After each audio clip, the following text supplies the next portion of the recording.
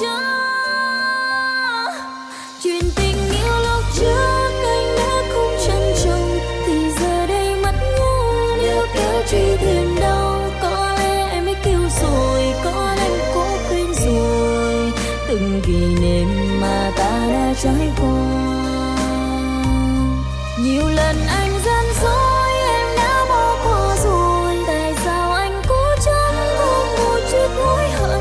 Bởi lẽ em có đau lòng, bởi lẽ em xóa tên rồi, nên bây giờ em không còn cảm giác với anh.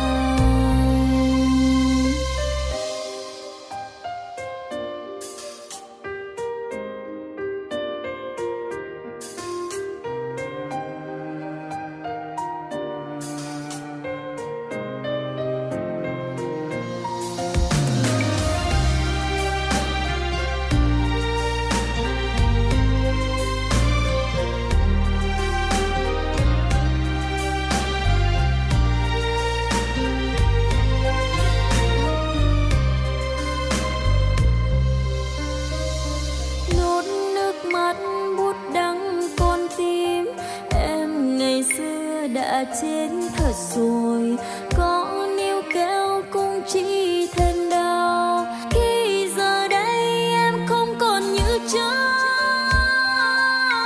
chuyện tình yêu lúc trước anh đã không trân trọng, thì giờ đây mất nhau nếu kéo truy tìm đâu. Có lẽ em biết yêu rồi, có lẽ em cố quên rồi từng kỷ niệm mà ta đã trải qua. Nhiều lần anh gian dối em đã bỏ qua rồi, tại sao anh cố chấp không một chút hối hận?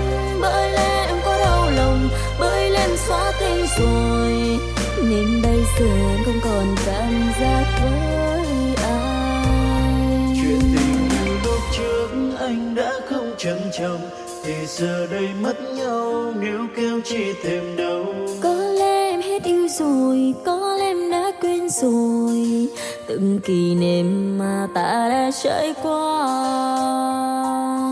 Nhiều lần anh gian dối em đã bỏ qua rồi, tại sao anh cố chấp không một chút hối hận? Bởi lẽ em có đau lòng, bởi lẽ em bước đi rồi, nên bây giờ em không còn cảm giác với ai. Bởi lẽ em có đau lòng, bởi lẽ em bước đi rồi, nên bây giờ em không còn cảm giác với anh.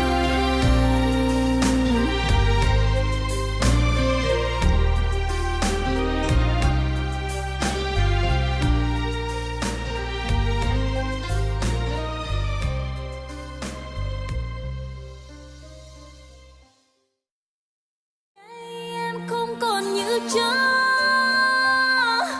chuyện tình yêu lúc trước anh đã không trân trọng, thì giờ đây mất nhau nếu kéo truy tìm đâu. Có lẽ em biết yêu rồi, có lẽ em cố quên rồi từng kỷ niệm mà ta đã trải qua.